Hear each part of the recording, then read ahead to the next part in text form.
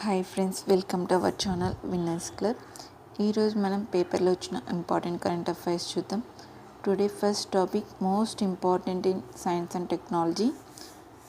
భారత విమానాల్లో internet GSAT-N2 ప్రయోగం గురించి. ఈ ఉపగ్రహ ప్రయోగం ఎక్కడ నిర్వహించారు, ఏ వాహనౌక ద్వారా ప్రయోగించారనేది వివరంగా తెలుసుకుందాం. భారత అంతరిక్ష పరిశోధన సంస్థ ఇస్రోకు చెందిన సమాచార శాటిలైట్ను ఎలాన్ మస్క్కు చెందిన స్పేస్-ఎక్స్ సోమవారం ప్రయోగించింది. ఫ్లోరిడాలోని తమ బేస్ నుంచి GSAT-N2 శాటిలైట్ను తమ ఫాల్కన్ 9 రాకెట్ ద్వారా అంతరిక్షంలోకి ప్రవేశపెట్టింది. ఇస్రో, స్పేస్-ఎక్స్లు వాణిజ్యపరంగా ఏకతాటిపైకి రావడం ఇదే తొలిసారి. GSAT-N2 ఉపగ్రహాన్ని GSAT-20గా కూడా పిలుస్తారు. ఈ ఉపగ్రహం దేశవ్యాప్తంగా బ్రాడ్బ్యాండ్ సర్వీసుల సామర్థ్యాన్ని మెరుగుపరచడమే కాకుండా భారత విమానాల్లో ఇంటర్నెట్ సేవలను అందిస్తుంది. అంతేకాకుండా అండమాన్ నికోబార్, లక్షద్వీప్ వంటి ద్వీపాల్లోనూ వేగవంతమైన ఇంటర్నెట్ సేవలను అందుబాటులోకి తేవడమే ఈ ప్రయోగం లక్ష్యం. GSAT-20 ఉపగ్రహం బరువు 4700 కిలోలు. భారత్ ప్రయోగించిన అత్యంత బరువైన కమ్యూనికేషన్ శాటిలైట్లో ఇది ఒకటి. ఇంత బరువైన ఉపగ్రహాన్ని ప్రయోగించడానికి ఇస్రోకు చెందిన MK3 వాహనౌకకు సాధ్యం కాదు. సో భారత్, అమెరికా అంతరిక్ష ఒప్పందాల్లో భాగంగా ఇస్రో, స్పేస్-ఎక్స్తో కలిసి GSAT-N2 ఉపగ్రహాన్ని ప్రయోగించింది. Next topic controller and auditor జనరల్గా సంజయ్. టాపిక్ చూసే ముందు రాజ్యాంగంలో కాగ్ గురించి తెలిపే ఆర్టికల్ ఏమి, ఎవరు నియమిస్తారు, అతని పదవీ కాలం ఎంత అనేది చూద్దాం. భారత రాజ్యాంగంలో కాగ్ గురించి తెలిపే ఆర్టికల్ వచ్చేసి 148. మనం ఈ పదవిని బ్రిటిష్ రాజ్యాంగం నుండి గ్రహించడం జరిగింది. కంట్రోలర్ అండ్ ఆడిటర్ జనరల్ను రాష్ట్రపతి నియమిస్తారు. ఎవరి సూచన మేరకు అంటే ప్రధానమంత్రి సూచన మేరకు రాష్ట్రపతి నియమిస్తాడు. ఇతని పదవీ కాలం వచ్చేసి 6 సంవత్సరాలు లేదా 65 సంవత్సరాల వయసు వచ్చే వరకు పదవిలో కొనసాగుతారు. ఇప్పుడు టాపిక్ చూద్దాం. భారత నూతన కంట్రోలర్ అండ్ ఆడిటర్ జనరల్గా K. సంజయ్ మూర్తి సోమవారం నియమితులయ్యారు. ప్రస్తుత ఆడిటర్ జనరల్ గిరీష్ చంద్ర ముర్ము ఈ నెల 20న తన పదవీ కాలాన్ని పూర్తి చేసుకున్నారు. ఆయన స్థానంలో హిమాచల్ ప్రదేశ్ కేడర్కు చెందిన 1989 IAS అధికారి సంజయ్ మూర్తి బాధ్యతలు చేపడతారు. నెక్స్ట్ వన్ 2024-25లో భారత వృద్ధి రేటు 6.7%. అంచనాలు తగ్గించిన మోర్గాన్ స్టాన్లీ. ఎంత పర్సెంట్ తగ్గించింది ఏమనేది చూద్దాం. ప్రస్తుత ఆర్థిక సంవత్సరం 2024-25లో మన దేశ వృద్ధి రేటును మోర్గాన్ స్టాన్లీ 6.7% పరిమితం చేసింది. గతంలో అంచనా వేసిన 7% నుంచి 0.3% తగ్గించడం గమనార్హం.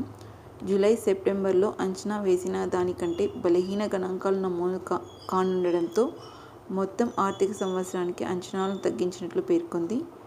జూలై, సెప్టెంబర్ త్రైమాసికంలో దేశ వృద్ధి 6.3% పరిమితం కావచ్చని తాజాగా ఆ సంస్థ అంచనా వేసింది. అయితే అక్టోబర్, మార్చిలో వృద్ధి రేటు పుంజుకొని 6.7 నుంచి 6.8% చేరొచ్చని తెలిపింది. సో ఇలాంటి టాపిక్స్ ఎకానమీ పరంగా అడుగుతూ ఉంటారు. ఏ సంస్థలు ఎంత వృద్ధి రేటును అంచనా వేసిందనేది కంపల్సరీగా ఎగ్జామ్స్కి గుర్తుపెట్టుకోవాలి. నెక్స్ట్ టాపిక్ దేశంలోని తొలి మిథనాల్ ప్లాంట్. మనకి న్యూస్లో ఎక్కడైనా తొలి లేకుంటే మొట్టమొదటి, అతి ఎత్తైన, అతి పొడవైన ఇలాంటి టాపిక్స్ ఏవైనా కనిపించాయనుకో అవి most important for competitive exams. ఇప్పుడు టాపిక్ చూద్దాం. కార్బన్ డయాక్సైడ్ నుంచి ప్రయోగాత్మకంగా ఉత్పత్తి. థర్మల్ విద్యుత్ కేంద్రం పక్కనే నిర్మిస్తున్న సింగరేణి మరో కొత్త వ్యాపార సంస్థను ఏర్పాటు చేస్తుంది. దేశంలోని తొలిసారి ఈ సంస్థకు చెందిన థర్మల్ విద్యుత్ కేంద్రం ద్వారా గాలిలోకి వెలువడే కార్బన్ డయాక్సైడ్ నుంచి మిథనాల్ తయారీ ప్లాంట్ను ప్రయోగాత్మకంగా నిర్మిస్తుంది. రోజుకు 500 కేజీల కార్బన్ డయాక్సైడ్ నుంచి 180 కిలోల మిథనాల్ ఉత్పత్తి సామర్థ్యంతో దీన్ని నిర్మిస్తుంది. కోల్ ఇండియా ప్రైవేట్ సంస్థతో కలిసి చేసిన ఈ ప్రయోగం సఫలమైతే భారీ మిథనాల్ యూనిట్ స్థాపించాలని ప్రణాళికలు సిద్ధం చేస్తోంది. మంచిర్యాల జిల్లా పెడగాపల్లిలో గల సింగరేణి థర్మల్ విద్యుత్ కేంద్రం పక్కనే ఈ ప్లాంట్ను నిర్మిస్తోంది. నెక్స్ట్ టాపిక్ యుద్ధ సవాళ్లను పరిష్కరించాలి. దక్షిణార్ధగోళ దేశాల్లో ఆహార, ఇంధన ఎరువుల సంక్షోభం. వాటిపై G20 దృష్టి సారించాలని G20 సమ్మిట్లో మోదీ పిలుపు. అమెరికా అధ్యక్షుడు జో బైడెన్తో భేటీ. ఇప్పుడు టాపిక్ చూద్దాం. ప్రపంచంలో జరుగుతున్న ఘర్షణల కారణంగా దక్షిణార్ధగోళంలోని దేశాల్లో ఆహార ఇంధన ఎరువుల సంక్షోభం తలెత్తిందని, ఈ సవాళ్లను G20 పరిష్కరించాలని ప్రధానమంత్రి నరేంద్ర మోదీ పిలుపునిచ్చారు. ఈ ప్రాంత సవాళ్లు, ప్రాధాన్యాలను గమనంలో ఉంచుకున్నప్పుడు మన చర్చలు ఫలప్రదమవుతాయని అభిప్రాయపడ్డారు.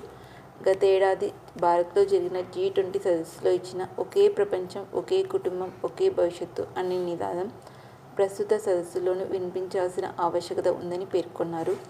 బ్రెజిల్లోని రియో డి జనీరోలో జరుగుతున్న G20 సదస్సులో సోమవారం ఆయన మాట్లాడారు. పేదరికం, ఆకలిపై పోరాటంతో పాటు సామాజిక సమ్మిళితాన్ని ప్రస్తావించారు. అంతర్జాతీయ వేడుకల్లో సంస్కరణలకు మోదీ పిలుపునిచ్చారు. పేదరికం, ఆకలిపై పోరాటానికి బ్రెజిల్ ప్రతిపాదించిన అంతర్జాతీయ కూటమికి ఆయన మద్దతు పలికారు. అమెరికా, ఫిలిప్పీన్స్ల మధ్య సైనిక ఒప్పందం. ఫిలిప్పీన్స్కు అమెరికా అందించే కీలక ఆయుధాలకు సంబంధించిన అత్యంత రహస్య సమాచారం, ముఖ్య సాంకేతికతను బదిలీ చేసేలా సోమవారం మనీలాలో ఇరు దేశాల మధ్య సైనిక ఒప్పందం జరిగింది. ఆసియా ఖండంలో చైనా దూకుడు పెరుగుతున్న వేళ ఈ దీర్ఘకాల మిత్ర దేశాల మధ్య సైనిక రక్షణ ఒప్పందాలతో పాటు భారీ సంయుక్త సైనిక విన్యాసాలు చేసేలా అమెరికా, ఫిలిప్పీన్స్ దేశాల మధ్య రక్షణ మంత్రులు లాయిడ్ ఆస్టిన్, గిల్బర్టో టియోడోరోలు ఒప్పందాలపై సంతకాలు చేశారు. హిందూ పసిఫిక్ సముద్రంలో సైనిక పొత్తులను బలోపేతం చేయడానికి, భవిష్యత్తులో తైవాన్పై, దక్షిణ చైనా సముద్ర ప్రాంతంపై బీజింగ్ దాడులను దిగితే చైనాను సమర్థంగా నిలువరించేందుకు బైడెన్ ప్రభుత్వం చర్యలు చేపట్టింది. అందులో భాగంగానే ఫిలిప్పీన్స్కు ఆయుధాలతో పాటు క్షిపణులను, డ్రోన్లను సైతం బదిలీ చేయనుంది. ఇటీవల ఏ రెండు దేశాల మధ్య సైనిక ఒప్పందం జరిగిందంటే అమెరికా, ఫిలిప్పీన్స్ మధ్య అని గుర్తుపెట్టుకుంటే సరిపోతుంది. నెక్స్ట్ టాపిక్, మణిపూర్ హైకోర్టు సీజేగా జస్టిస్ కృష్ణకుమార్, సుప్రీంకోర్టు కొలీజియం సిఫార్సు. మద్రాస్ హైకోర్టు న్యాయమూర్తి జస్టిస్ టి కృష్ణకుమార్ను మణిపూర్ హైకోర్టు ప్రధాన న్యాయమూర్తిగా నియమించాలని సుప్రీంకోర్టు కొలీజియం సిఫార్సు చేసింది. భారత ప్రధాన న్యాయమూర్తి జస్టిస్ సంజీవ్ ఖన్నా నేతృత్వంలోని కొలీజియం సోమవారం సమావేశమై ఈ మేరకు నిర్ణయం తీసుకుంది. Justice BR Gavai, justice Suryakant దీనిలో సభ్యులుగా ఉన్నారు. మణిపూర్ హైకోర్టు సీజేగా ఉన్న జస్టిస్ సిద్ధార్థ్ మృదుల్ ఈ నెల 21న పదవీ విరమణ చేస్తుండడంతో కొత్త సీజే పేరును సిఫార్సు చేశారు. నెక్స్ట్ వన్, విజేత సిన్నర్. ఏటీపీ ఫైనల్ టోర్నీలో ఇటలీ స్టార్ యానిక్ సిన్నర్ విజేతగా నిలిచాడు. పురుషుల సింగిల్స్లో తుది పోరులో అతడు 6-4, 6-4తో ఫ్రిడ్జ్ అమెరికాకు చెందిన వ్యక్తిని ఓడించాడు. ఈ పోరులో 14 ఏఎస్లు సాధించిన సిన్నర్ 2 సార్లు ప్రత్యర్థి సర్వీస్ బ్రేక్ చేసి విజయాన్ని సొంతం చేసుకున్నాడు. ఈ ఏటీపీ సీజన్లో జోరు కొనసాగిస్తున్న అతడు గత 27 మ్యాచ్ల్లో 26 విజయాలు సాధించాడు. Australian open, US open title గెలిచి నెంబర్ 1 ర్యాంక్ను సొంతం చేసుకున్నాడు. యూఎస్ ఓపెన్ ఫైనల్లో ఫ్రిడ్జ్ను ఓడించి అతడు టైటిల్ గెలిచాడు. నెక్స్ట్ టాపిక్, ఎక్కువ మంది పిల్లలున్న స్థానిక సంస్థల ఎన్నికల్లో పోటీకి ఓకే, చట్ట సవరణ బిల్లుకు ఆమోదం. 2 కంటే ఎక్కువ మంది పిల్లలు ఉన్నా సరే స్థానిక సంస్థల ఎన్నికల పోటీకి అవకాశం కల్పించే చట్ట సవరణ బిల్లుకు శాసనసభ సోమవారం ఆమోదం తెలిపింది. ఈ మేరకు పంచాయతీరాజ్ శాఖ, పురపాలక శాఖలకు చెందిన 2 సవరణ బిల్లులకు ఆమోదం లభించింది.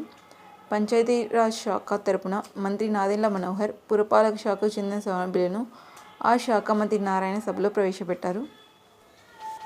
ఇవి ఫ్రెండ్స్ ఇవాల్టి కరెంట్ అఫైర్స్. నా వీడియో మీకు యూజ్ఫుల్ అనిపిస్తే like, share and subscribe my channel to reach more competitive aspirants. Thank you.